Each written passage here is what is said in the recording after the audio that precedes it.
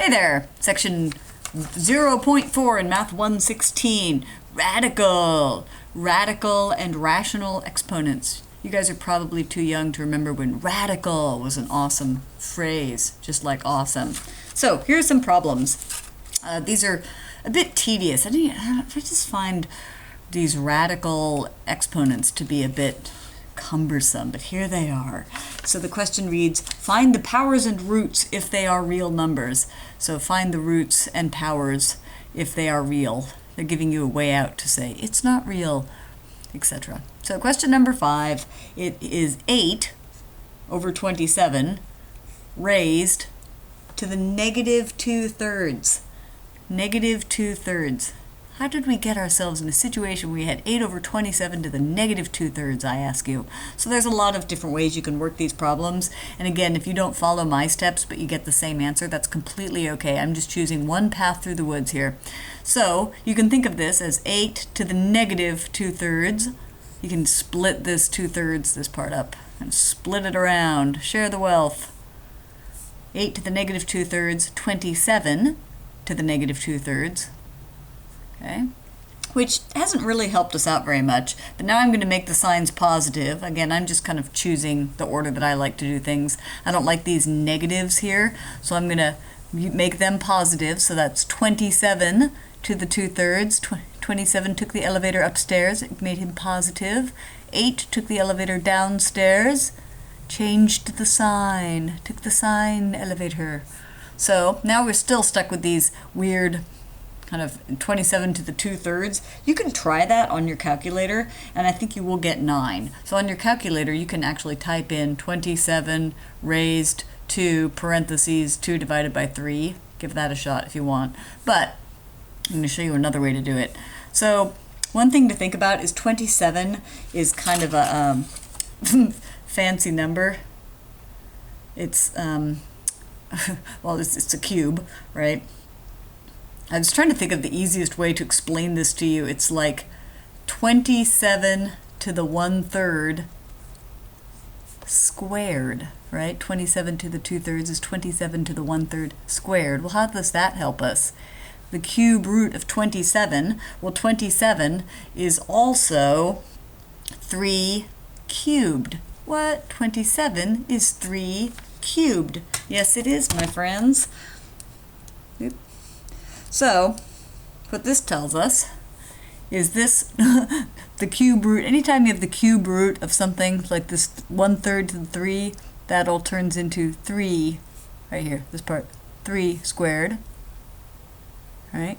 So I'm basically saying 27 to the 2/3 equals 3 squared, which is 9. If you did this on your calculator, you probably got the same answer.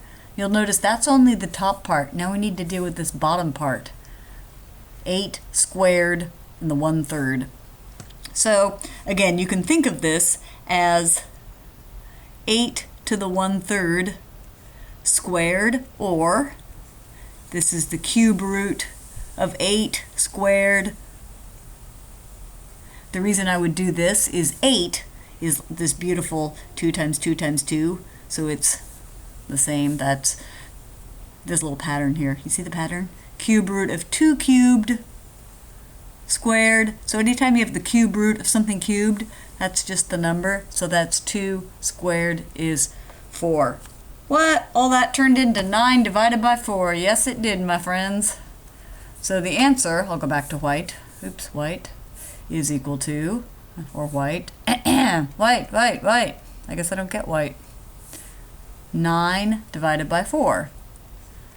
It's very strange, isn't it? This 8 divided by 27 to the negative 2/3 is equal to 9 divided by 4. You might have been able to just do this on your calculator, by the way, but you might not have gotten the 9 divided by 4. Okay, next problem. Okay, question number 9. I'm just kind of looking through the homework assignments and trying to find ones I think illustrate a point or sort of weird and challenging. So this says, find the 9th root of 6.12 raised to the 4th. And the problem says rewrite each radical with a fractional expression and then find the value with your calculator. So this is the same as 6.12 to the 4th raised to the 1/9. These radical, like the 9th root is the same as 1/9. So the 9th root is the same as this raised to the 1/9. So that's 6.12. And remember our rule that if we have powers, we can multiply them. So that's 6.12 raised to the 4 divided by 9, because we multiply them. So this little section here, that all becomes 4 times 1/9, or 4/9. So now we just type this into the calculator. So on your calculator, you're going to want to write 6.12 raised to, and make sure you put a parentheses, 4/9. If you don't put a parentheses, your calculator is going to think it's raised to the 4 and then everything divided by 9. So when you do that, you get, wait for it, 2.237006772, something like that. So this part will do just fine. Okay, next up, question number 29. Hold on. Here we are, still question number 29, and it says use the property of exponents to simplify each expression so that only positive exponents remain. We're going to simplify, and we have y raised to the minus 5/2 divided by y raised to the minus 2/5. Be nice if they were both the same, wouldn't it? That would be nice. We don't live in that world. Okay. So the first thing you can notice, I like to bring this one up top so that everybody's on the same line. That way we can add the exponents. So what we're going to do is we're going to say this is y to the minus 5 divided by 2 times, remember he comes up, takes the elevator upstairs, it changes his sign, y to the 2/5, because this, when he came upstairs, took the elevator up, changed the sign of the exponent. That is the actual mathematical derivation. I'm kidding. So now, because they're multiplied together, and because this y and y, we can add the exponents. So that's minus 5 divided by 2 plus 2 divided by 5. That's kind of a bother, isn't it? Because there's a 2 on the bottom and a 5 on the other side. Well, some of you are going to just do this very quickly, but I'm going to take a little moment and do it down here. Minus 2/5 plus minus 5/2 divided by 2 plus 5. Some of you, or this is how you're going to want to do it, you're going to say that is minus 2.5 plus 0.4, which is equal to negative 2.1. Which is correct, but that's not going to help us because we can't put that in the exponent because they want a fraction. So you do this old rule. Remember this whole thing? So in order to add the fractions, they need a common denominator. So I'm going to go with 10. So I'm going to multiply this top and bottom by 5 and this top and bottom by 2. Why did I do that? Because now I have minus, give them a common denominator, 25/10 plus, that 2 times 2 is 4, 4/10, so I get minus 21, right, because minus 25 plus 4, all divided by 10. It's a little weird, but guess what? That's the answer. We're getting there anyway. So this is y to the negative 21/10. Okay. So they want this to be expressed in terms of a positive exponent, so I'm going to take this and take him back downstairs, and that becomes positive. Y to the 21/10. So 2.1, 21/10. There it is. Next problem. Hold on. Okay, so the next problem I want to do is question number 39. So this problem's a bit of a hot mess, mainly because the answer in the back of the book is wrong. So I looked at this so many times, but you look at it with me, with your own eyes. I am reading, question 39 says find the cube root of 40 x to the 8th times x to the 5. So they're both x's, x to the 8 and x to the 5. And the answer in the book, I think this is a typo, and I believe the book meant for this to be a y, but it's not a y. So there it is. So I'm going to do this problem, the one that's actually typed into the book. And again, this is a bit of a mess, and there's lots of ways to do this, and you can choose choose my path, or you can kind of go a slightly different route. But you can think of it this way. This is like the cube root of 40 times, we can, for this problem, because these are both x's, we can add these, right? So that's 8 plus 5 is 13, all right? So that's like the cube root of x to the 13th, okay? Well, cube root of 40, that's kind of odd. Let's think about that. The cube root of 40, you can think of this as, this is the cube root of 8 times the cube root of 5, because 8 times 5 is 40. Why would I do that? How is that helping? Because this, I guess I'll keep it in yellow. Why not? Oops, yellow. That's 2 cubed. You get to, after you do a few of these problems, you see some of the magic numbers, like 8 is 2 cubed. So you think the cube root of 8 is 2 times the cube root of 5. 5 is a prime number. It's only 5 times 1. None of those are multipliable by 3, so we're done there. Let's take this side. I'll take this side in red. What to do with this guy? X to the 13. Oh my gosh, what a mess.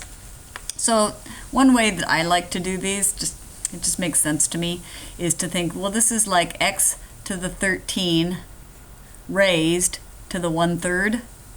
Okay, you're thinking that doesn't help much. That's like x to the 13 over 3, right? Because you're multiplying them together, 13 divided by 3.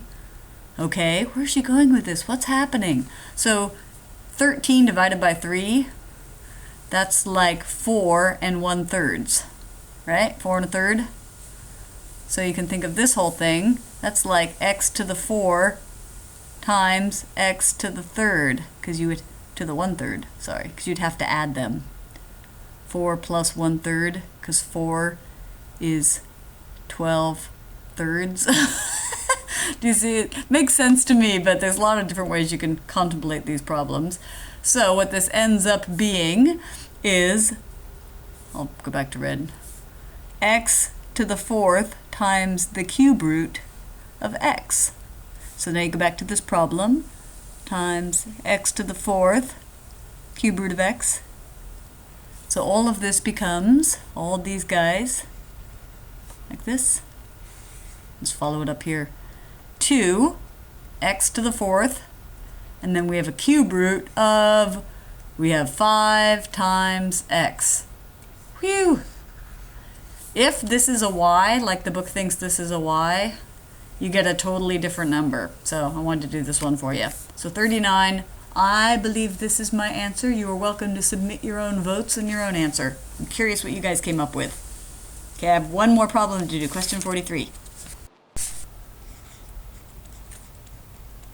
Okay, last one from this section. Question 43.